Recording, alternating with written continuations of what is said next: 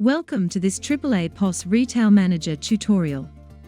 In this video, we'll show you how to add duplicate stock items using the Goods Received window.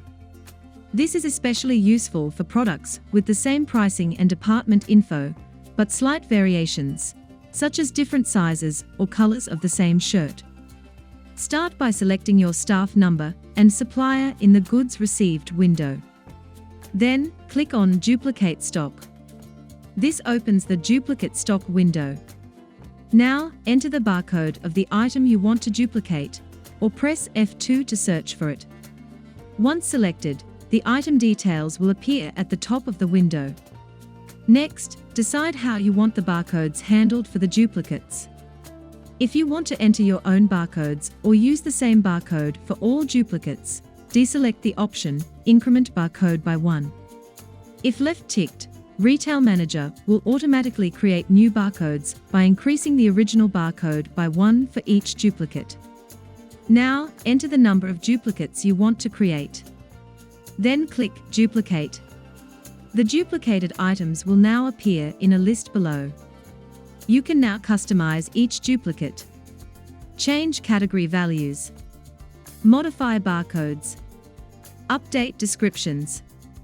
Just click into the field you want to change and enter the new value. Select which duplicates you want to receive. Tick the select box for each one, or enter the quantity you're receiving, then move to the next row.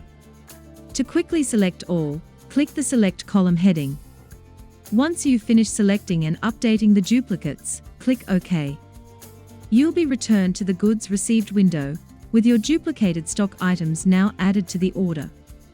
Let's recap. Select your staff number and supplier, then click Duplicate Stock. Search for the base item by barcode or F2 search. Choose whether to increment barcodes or enter them manually. Enter the number of duplicates you want. Modify categories, barcodes, or descriptions if needed. Select the duplicates and enter quantities. Click OK to return to the Goods Received window.